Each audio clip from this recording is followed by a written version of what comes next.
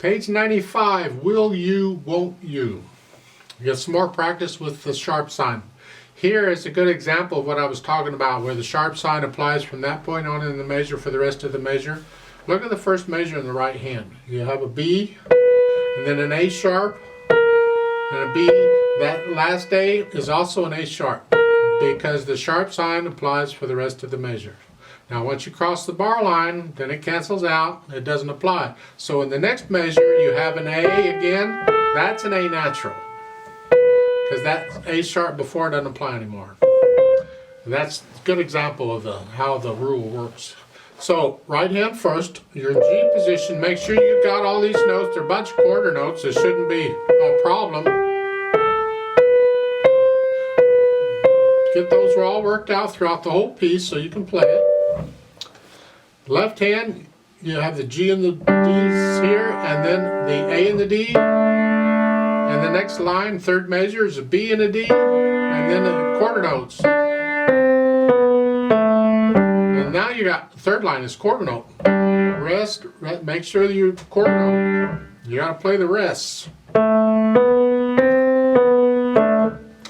Put the hands together.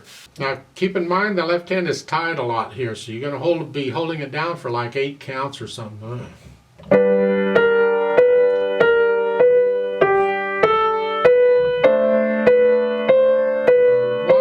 2, 3, 4.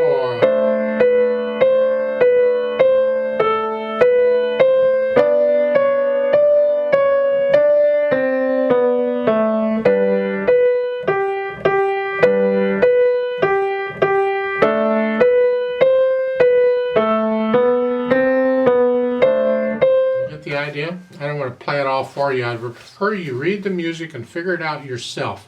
Then when you think you've got it, you check it with me and see how close you are. Now add the slurring in at the beginning. You're going to connect all of this until you get to the last measure. And the C, lift up before you go to the A. It's just a little lift up. And you connect all that together until you get into the last measure of the second line here.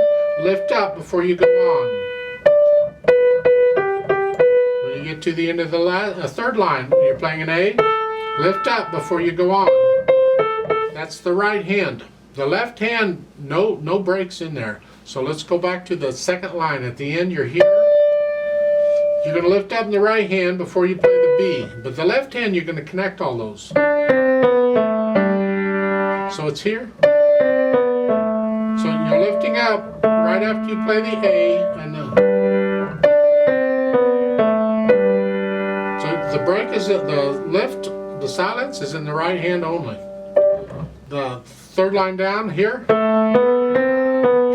connect that, but lift the right hand up. So right after you play the last note in the left hand, then you lift the right hand up. So it's here, so you get a little silence in the right hand. I disagree with their markings a little bit here, because if you look at the end of the second line, they're slurring the left hand, but then in the next line, the next note is here, they don't connect to that note. So you end up lifting up there. I disagree with that. To me, any kind of a lead-in like this is like leads into something, it goes to here, it should be connected to it. So in my mind, that slur they give you at the end of the second line in the left hand, that should actually extend all the way to the first note in the third line. So it's all connected. Here. They do it that way at the end of the third line, going into the last. That slur goes all the way over. I would do the same thing in the line above it too. So you're only lifting up in the right hand. So dynamic wise, that's to the melody. It's the right hand.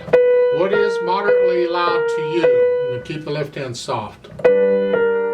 And on top of that, it's moderately fast. Well, okay, whatever that is too. Again, it's on the fast side.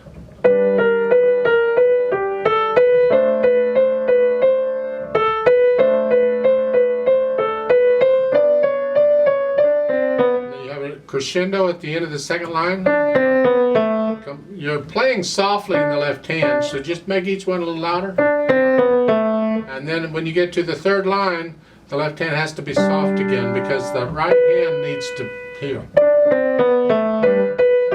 And they say a little faster. I don't know what very rhythmically is. It's just you're playing everything as rhythmically as you can, just a little faster.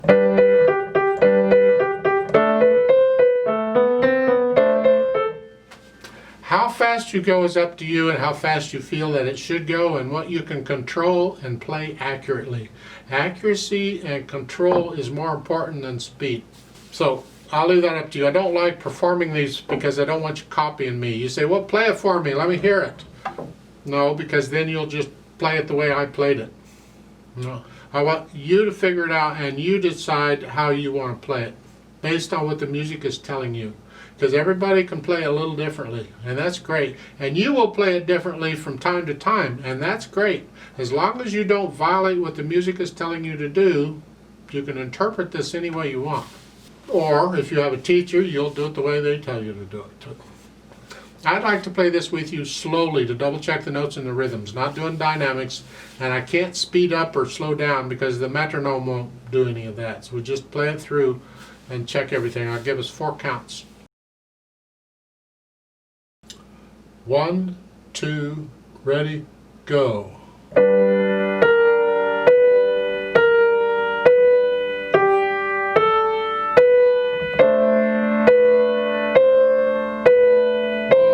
2.